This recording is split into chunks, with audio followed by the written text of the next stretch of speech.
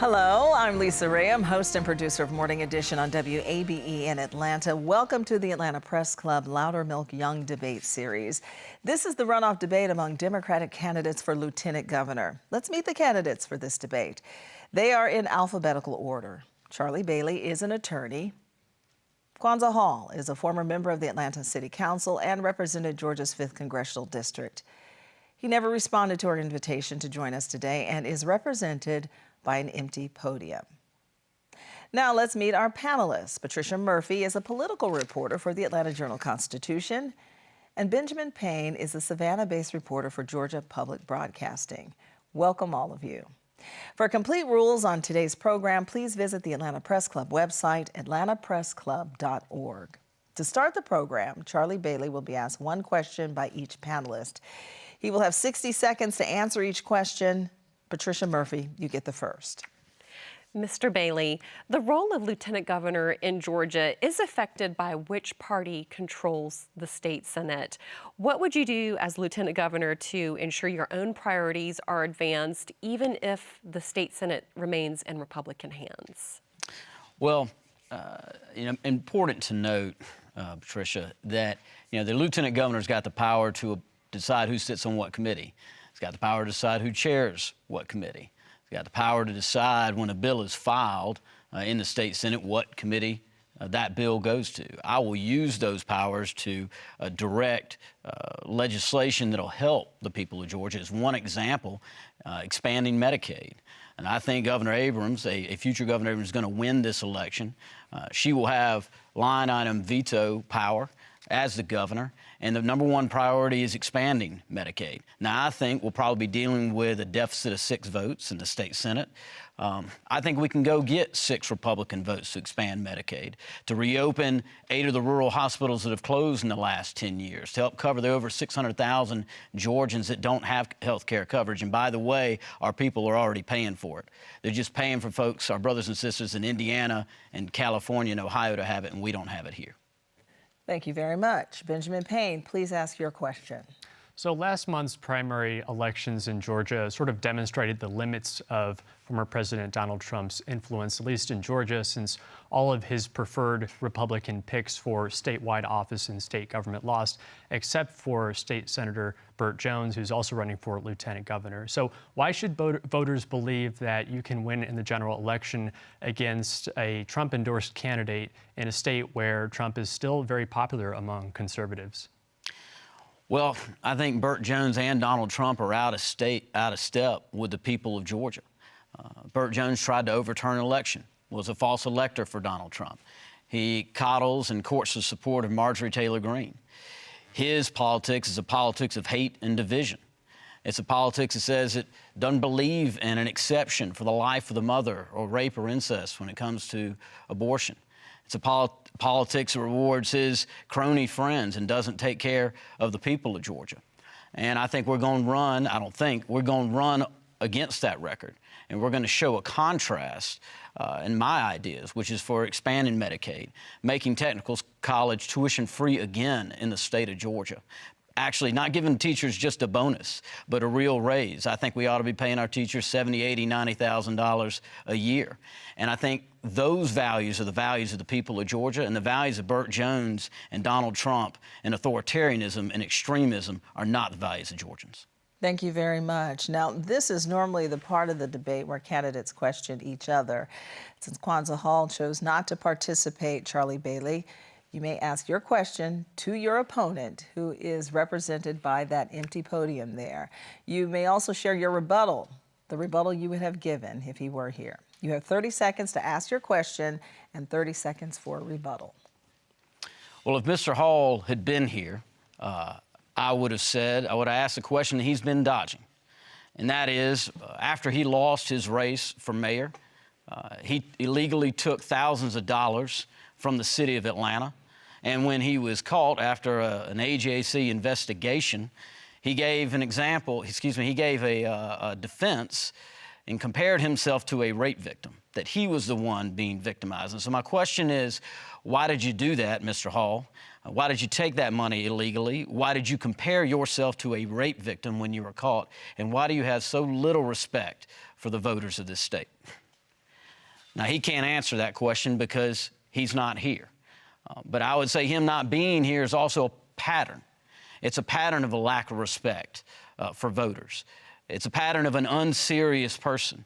If you cannot stand up with the voters, tell them what you believe, listen to the questions of a free press, you're not prepared to be the lieutenant governor.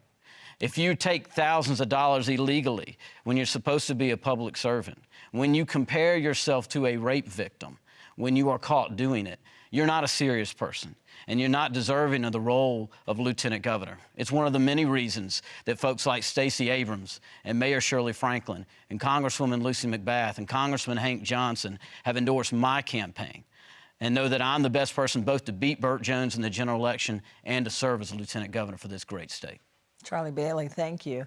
That concludes our second round. We will now go back to the panelists to ask questions until we run out of time. As a point of moderator privilege, I may also ask a question or two. Benjamin Payne, you get the first question in this round. So I understand that you grew up on a cattle farm in rural West Georgia. If elected lieutenant governor, what policies would you like to implement that would especially serve Georgians living in rural parts of the state? I appreciate that question, Benjamin. Our rural parts of the state, Republicans give a lot of lip service like they do to a lot of issues about how much they care.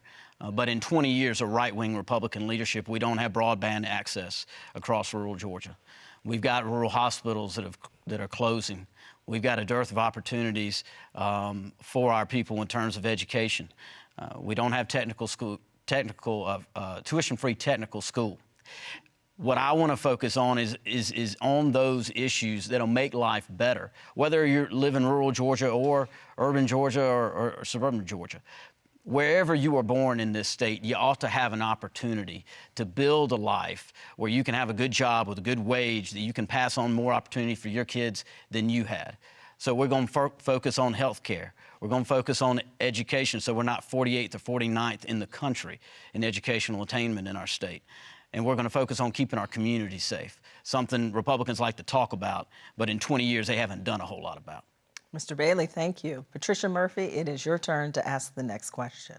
Mr. Bailey, if you win the runoff for lieutenant governor, you'll be running on a ticket with Stacey Abrams as the gubernatorial nominee. Are there any policy areas where you differ from Stacey Abrams, and if so, what are those? None that I can think of.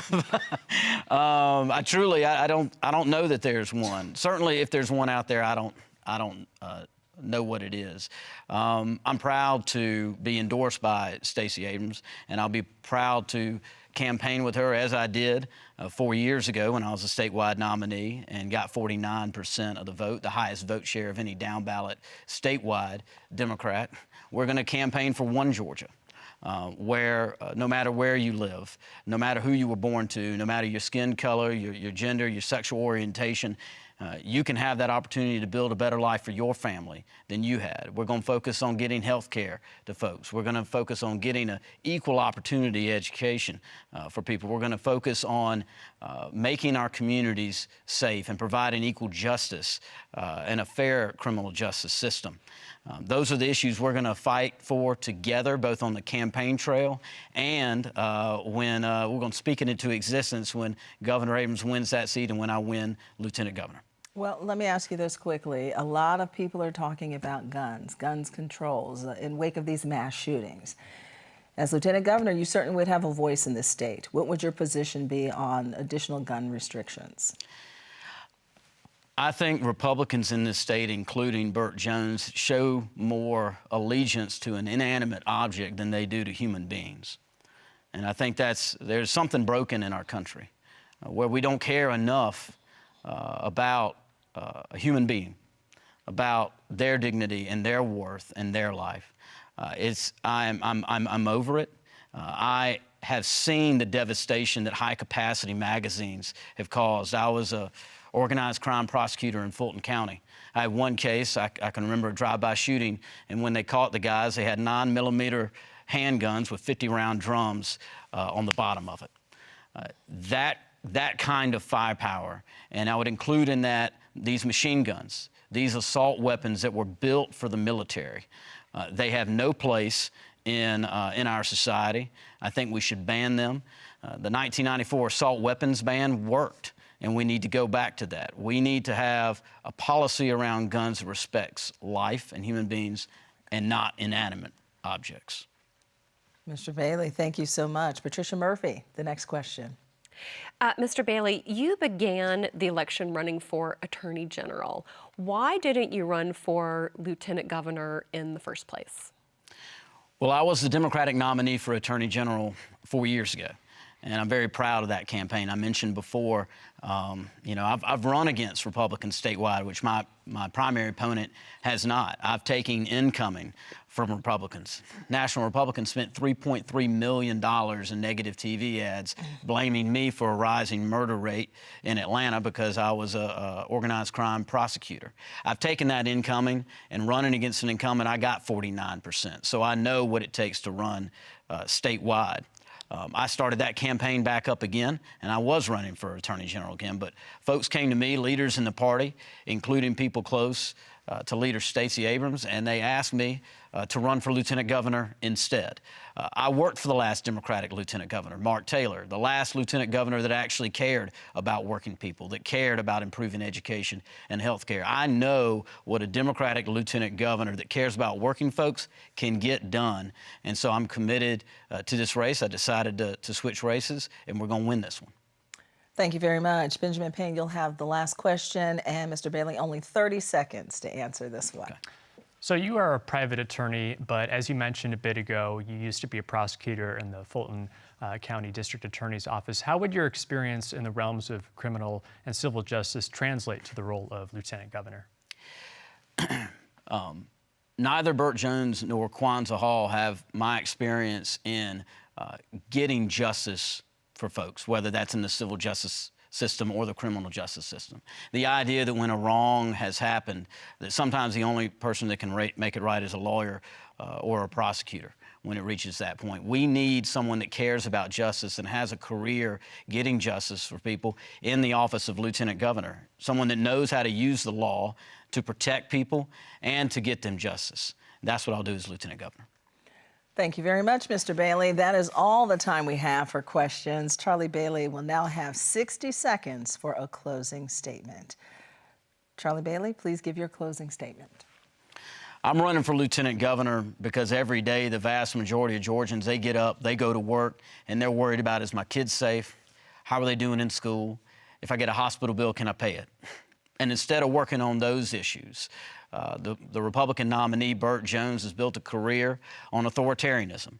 He was a false elector for Donald Trump, tried to overturn an election, and his politics is a politics of hate and division that says not everybody's vote does matter the same, and not everybody's child matters the same, and not everybody's community matters the same. Well, I tell you what I believe. I believe we are all human beings, that we all love our families, that we all deserve the same dignity, the same safety, the same justice, and the same opportunity to build for our kids a better life than the one that we had.